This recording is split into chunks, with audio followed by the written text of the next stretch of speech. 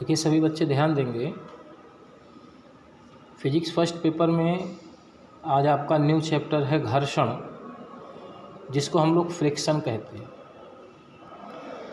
छोटी क्लासों में घर्षण बल के बारे में आप लोगों ने बहुत कुछ पढ़ाया भी गया है कि जैसे मान लीजिए कोई भी वस्तु गतिमान है, किसी भी वस्तु को हम मूव करा दें, गतिमान करा दें, तो थोड़ी देर बाद वह वस्तु चलकर रुक जाती है। क्यों रुक जाती है? इसका मेन जो कारण है वो आपका घर्षण ही है।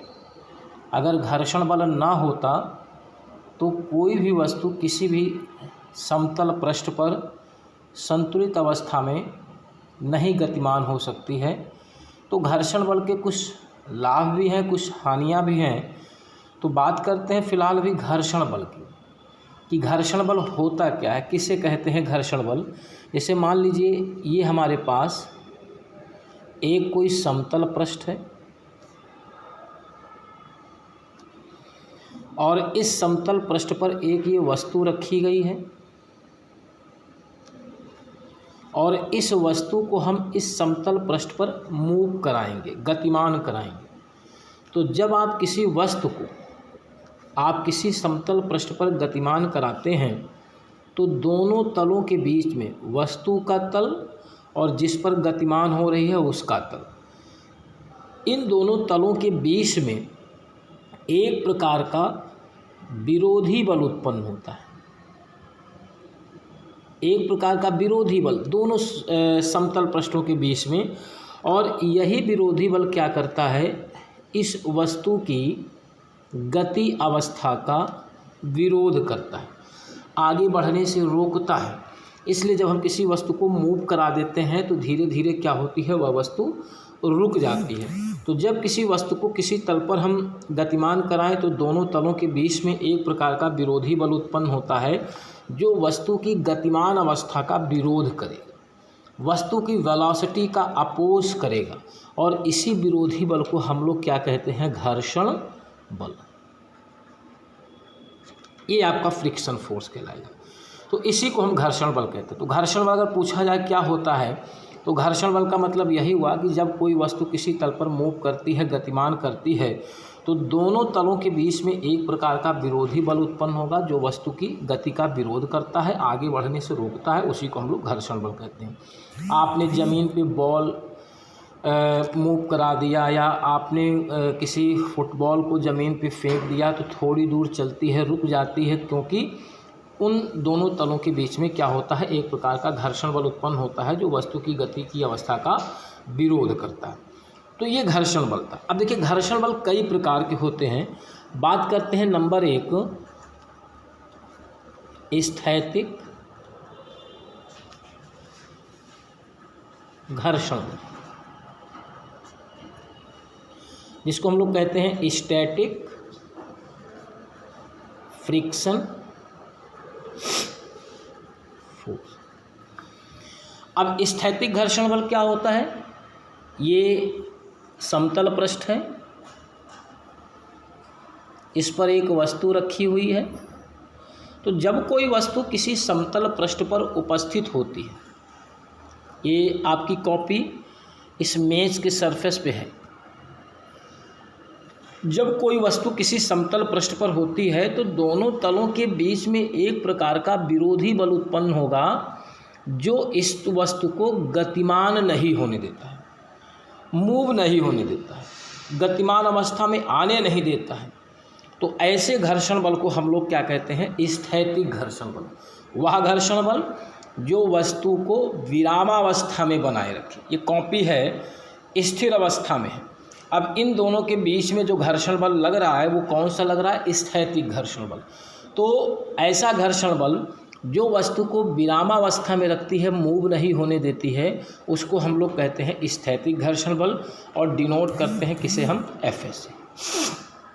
सिंबल Fs है। अब देखिए आपको पता होना चाहिए कि सारी वस्तुओं का जो भार है वो कहाँ काम करता है, नीचे की ओर। यह तल प्रतिक्रिया स्वरूप में ऊपर की ओर क्या लगाएगा, प्रतिक्रिया बल लगाएगा। ये प्रतिक्रिया बल है। तो जो हमारा घर्षण बल होता है, स्थैतिक घर्षण बल हो या गतिक घर्षण बल हो, यह घर्षण बल प्रतिक्रिया बल पर निर्भर करेगा, अनुक्रमानुपाती होगा, डायरेक्टली प्रोपोर्शनल होगा। जितना मैक्सिमम प्रतिक्रिया बल लगेगा उतना ही अधिकतम घर्षण बल लगेगा। और प्रतिक्रिया बल में मैक्सिमम कब होगा? जब वस्तु का भार ज़्यादा होगा। ज़्यादा भार है, प्रतिक्रिया बल ज़्यादा है। जब प्रतिक्रिया बल ज़्यादा है तो उस वस्तु को रोकने के लिए स्थैतिक घर्षण बल ज़्यादा लगेगा। अगर भार कम है, प्रतिक्रिया बल कम लगेगा, वस्तु को रोकने के लिए कम से कम स्थैतिक घर्षण बल लगेगा। तो जो स्थैतिक घर्षण बल होता है वो डिपेंड करता है प्रतिक्रिया बल पर, आर पर। हम इस सिंबल को हटाएंगे, एक कांस्टेंट से मल्टीप्लाई करेंगे, Fs equal to μs are, जहाँ पर Fs क्या है आपको बताया अभी इसके पहले, स्थैतिक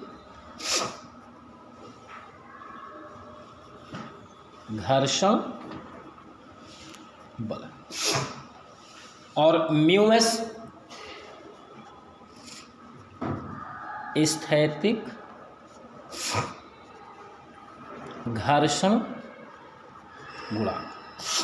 तो ये दो पॉइंट थे। स्थैतिक घर्षण बल ऐसा घर्षण बल जो वस्तु को विरामावस्था में रखता है, गतिमान नहीं होने देता है, उसी को हम लोग स्थैतिक घर्षण बल। Fs डायरेक्टली प्रोपोर्शनल टू प्रतिक्रिया बल R, हमने इस सिंबल को हटा दिया। μs कांस्टेंट से मल्टीप्लाई करेंगे, जहाँ पर μs क्या है? स्थैतिक घर्षण गुणांक होता है। दूसरा घर्षण बल देखिए क्या होता है, गतिक घर्षण बल, काइनेटिक फ्रिक्शन फोर्स। गतिक घर्षण, घर्षण बल से तात्पर्य विरोधी बल, जो दो तलों के बीच में उत्पन्न होता है, वस्तु की गतिमान अवस्था का विरोध करता है, उसी को हम लोग घर्षण बल कहेंगे।